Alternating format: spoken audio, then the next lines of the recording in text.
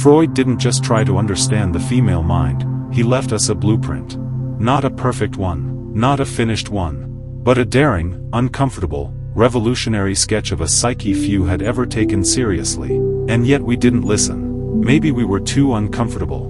Maybe his truths were too sharp, too exposing. Or maybe, we didn't like what the mirror showed us.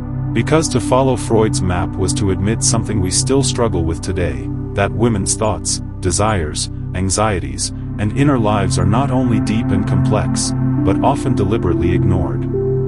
Freud asked a now famous question, what does a woman want? People love to quote it as proof of his failure, but here's the twist, they rarely mention that he asked this not out of ignorance, but because no one else was even trying to answer it. What if the mystery isn't the female mind at all? Freud didn't begin his journey by trying to decode women. He began by staring into the abyss of the human mind itself, its contradictions, its shadows, its secrets. He believed that beneath every choice, every fear, every desire, was something hidden and often, something ancient. Most people were busy treating the mind like a rational machine. Freud knew better. The mind, to him, was a haunted house, filled with locked doors, forgotten rooms, and whispers echoing from childhood. He wasn't a moralist. He wasn't a scientist in the modern sense. Freud was an explorer, the kind who knew that the most dangerous territories are the ones we carry within us. And perhaps the deepest, most misunderstood region he ventured into was the female psyche. But Freud didn't go in looking for monsters. He went in with a notebook and a question. Why do people suffer when nothing is physically wrong? In particular, why were so many women, intelligent, articulate, and physically healthy, breaking down with symptoms no doctor could treat? Paralysis, fainting spells, hallucinations, pain without cause, uncontrollable emotions. These women were labeled hysterical, dismissed, institutionalized, or ridiculed. But Freud didn't mock them. He listened. He sat in a chair and let them speak, sometimes for hours, sometimes in fragments, sometimes through tears. What he discovered stunned him. Their minds weren't broken. They were overflowing with trauma, repression, frustration, and unexpressed longing. They weren't mad, they were misunderstood. And the symptoms society saw as madness? They were the language of a soul denied its voice. To Freud, female desire was not random or shallow. It wasn't reducible to mood swings or hormones. It was layered, like a dream, full of symbolism, shaped by early experiences, distorted by culture, but never meaningless. At the heart of his mission was a radical idea: the mind is not what we think, it's what we suppress. And women, more than anyone, had been taught to suppress nearly everything: desire, anger, ambition, sexuality, autonomy. So their minds did something genius and tragic. They hid those forbidden emotions in the body itself. Symptoms became messengers. Hysteria became protest. Their illness, Freud realized, wasn't a defect, it was a map. That's where Freud shifted psychology forever. He wasn't treating symptoms anymore. He was decoding stories. He was translating buried screams into conscious truth. And through it all, one uncomfortable fact kept rising to the surface: these women were not irrational. They were rational people trying to survive in a world that refused to understand them. But society didn't want to hear that. It was easier to laugh at Freud, to reduce his work to a punchline. Because if what he said was true, then we would have to admit that the system itself was driving women mad. And who was ready to admit that? Freud stared into the minds of women not with arrogance, but with awe. He knew he couldn't solve every mystery. But he also knew one thing: the female psyche wasn't empty or erratic, it was full of secrets we buried, full of truths we feared. Out of all the theories Freud proposed in his attempt to map the unconscious mind, none has been more consistently ridiculed, or more consistently misunderstood, than the idea of penis envy. On the surface, it sounds almost comical.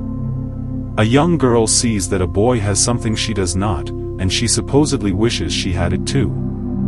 For decades, critics, especially feminists, have dismissed this as outdated, patriarchal nonsense, a projection of Freud's male biases. It became an easy way to laugh Freud off as a sexist dinosaur. But what if we told you that penis envy was never truly about anatomy?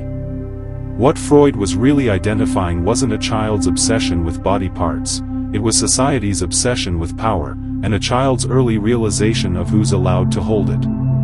To Freud, childhood was not a phase of innocence, it was the birthplace of identity, desire, fear, and self-worth. During what he called the phallic stage, roughly between ages 3 and 6, a child begins to notice not just physical differences between sexes, but the stark emotional and social differences between how boys and girls are treated. Imagine a girl, bright and curious, beginning to sense that her brother is praised for being assertive, while she's taught to be quiet. That he's told he can one day lead, while she's told to support. That his anger is strength, but hers is a tantrum. She doesn't understand all the words yet, but she understands the feeling. Something is missing, not in her, but in what the world is offering her. What Freud called penis envy wasn't a literal longing, it was symbolic. It was about access, visibility, ownership of one's identity. Freud saw girls beginning to realize subconsciously that the male experience is coded as superior in the culture they're born into. And from that realization comes a deep and quiet crisis. Why am I less? Why am I limited? Why am I invisible in ways he is not? This envy wasn't pathological. It was a logical response to a deeply illogical world. These were not the elite. These were ordinary women, wives, daughters, servants, schoolteachers, who were haunted by memories they couldn't name and emotions they couldn't express. Freud did something radical. He listened. He didn't sedate them. He didn't institutionalize them. He let them speak. And as they spoke, something extraordinary happened. Symptoms began to dissolve. Not because of medication. Not because of hypnosis. But because someone finally heard them. Freud realized something deeply unsettling to his time. These women weren't mentally broken. They were emotionally trapped. Their symptoms were not meaningless. They were messages, codes from the unconscious, expressing something society refused to hear aloud. What was called hysteria, Freud discovered, was often rooted in early trauma, emotional neglect, sexual abuse, oppressive parenting, impossible social expectations. But the culture of the time had no space for these truths. So the psyche turned inward. Pain became physical. Grief became paralysis. Rage turned into silence. And society, instead of investigating the cause, blamed the woman. Freud's treatment of hysteria was not perfect. He was still a man of his era, and even he sometimes dismissed stories of abuse, fearing they might not be reliable.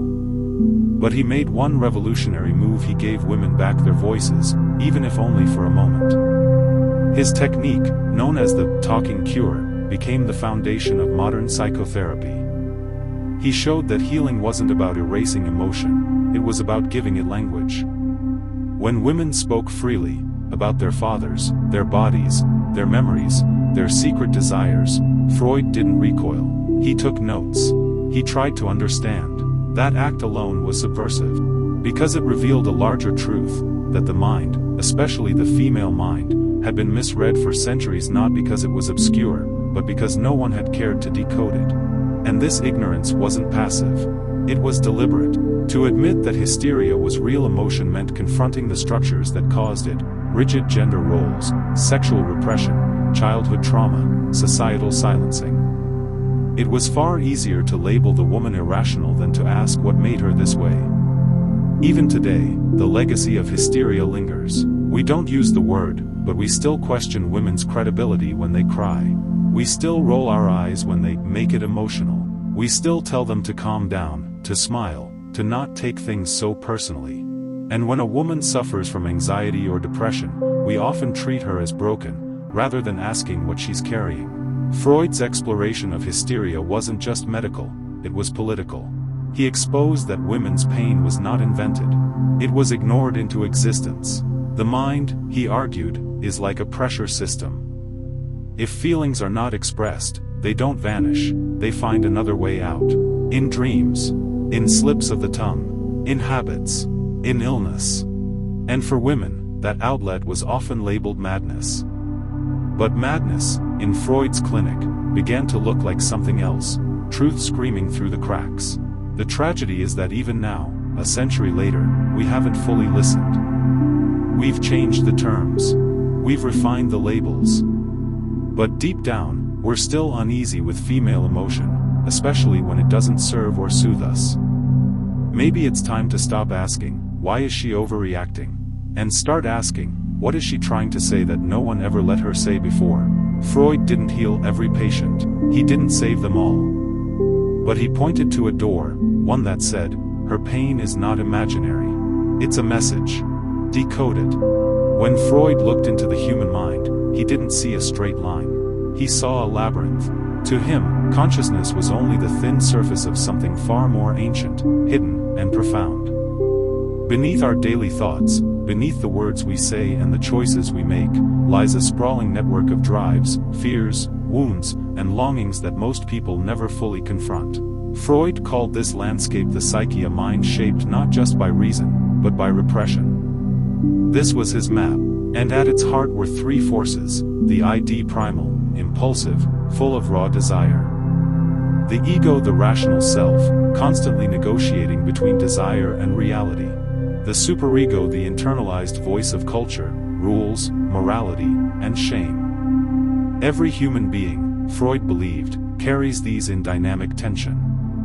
But in women, particularly women raised in societies that demand obedience, sacrifice, and modesty, this tension becomes even more volatile. The female psyche, according to Freud, is not broken or alien. It is layered, with the pressure of unexpressed emotion, the echoes of childhood roles, the imprint of gender expectations, and the deep need for both connection and individuality. In other words, the mind of a woman is not unknowable. It is overwritten. From a young age, girls are told who they must become: caring, agreeable, attractive, selfless. They are taught to nurture others before understanding themselves. And so, their ego becomes a negotiator, constantly suppressing the raw impulses of the id, rage, lust, ambition, and editing them through the lens of the superego, which tells them these feelings are unacceptable. But those feelings don't disappear. They retreat. They go underground. This is where symptoms arise. Not because women are fragile, but because repression has a cost. The more a woman denies her real desires, the more those desires find other ways to speak, through anxiety, dreams, compulsions, and emotional overwhelm. Freud saw this again and again in his female patients. Women who wanted to say no, but said yes with a smile. Women who feared abandonment but pretended to be independent. Women who wanted to scream, but developed migraines instead. Their pain wasn't random, it was structured. Their symptoms were coded messages from the unconscious, demanding to be heard. Freud's map, then, wasn't just theory, it was a translation tool. It allowed people, especially women, to decode themselves, to trace the path from what they felt to why they felt it. But here's where things get uncomfortable. Following that map often leads to taboo truths. That a mother might resent motherhood. That a daughter might feel desire for power, not nurturing. That a wife might dream of escape instead of devotion. These truths don't fit the role society has assigned. And so, again, they're buried. Freud believed that healing wasn't about fixing the mind, but bringing it into the light. To stop editing the self, and start understanding it. To lift the masks we've worn since childhood, and ask, whose voice is this in my head? Whose rules am I following? What part of me have I never met? This is especially vital in understanding women. Because so often, women are praised for their ability to endure, to adapt, to keep peace. But Freud's work revealed a deeper truth, that beneath that calm exterior, there is a universe of complexity. A layered mind, not chaotic, but suppressed. Not weak, but unheard. And maybe that's the most radical thing Freud ever implied, that women are not mysteries to be solved. They are maps in their own right, maps full of forgotten paths, rerouted instincts, and silenced truths. And the real question is not what's wrong with her. It's what part of herself was she never allowed to become. Freud gave us a map, not a perfect one, not without bias, but a daring and intricate attempt to navigate the terrain of the female mind, its desires, its frustrations, its silences. So the question is, Why didn't we use it? Why did we laugh it off? Why did we reduce it to cartoons, mock it in textbooks, dismiss it in pop culture? Why was his work with women, his listening, his decoding, his translation of the unconscious, so quickly shelved as madness itself? The answer is painful, but simple. Because his map led to places we didn't want to go. It pointed toward truths that threatened the very foundation of how society was structured. It revealed that the problem was not in the women, but in the world that shaped them. When Freud sat in a room with a woman who had been labeled hysterical, and he asked her to speak freely, what he often heard was not chaos, it was clarity. Beneath the surface symptoms were stories of abuse, neglect, repression, sexual confusion, societal pressure, and emotional starvation. Things no one had ever asked her about. Things no one wanted to hear. And once you hear those things, you can't unhear them. You can't pretend anymore that female emotion is irrational. You can't pretend anymore that the system is fair. You can't keep calling her dramatic when she's just overwhelmed by a life that doesn't fit her. You can't keep saying she's unstable when she's carrying burdens no one else will acknowledge.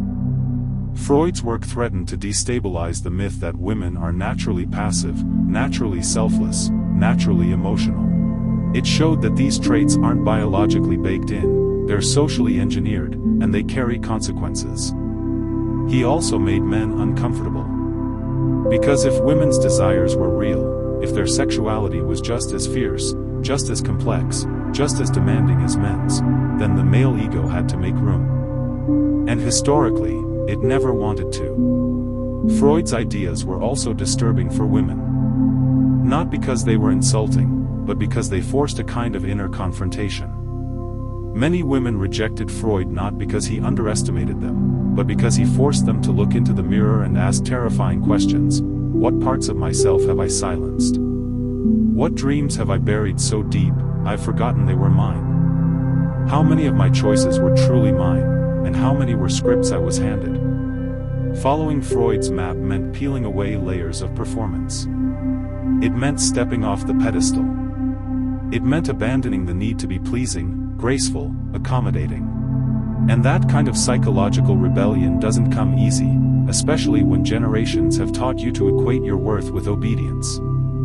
So we chose the easier path. We ridiculed Freud. We simplified him. We said he was obsessed with sex. We painted him as a cigar-smoking eccentric with mother issues. And just like that, we silenced him. Because if he was wrong, we didn't have to listen. And if we didn't have to listen, we didn't have to change. But here's the haunting truth, the map never stopped being relevant.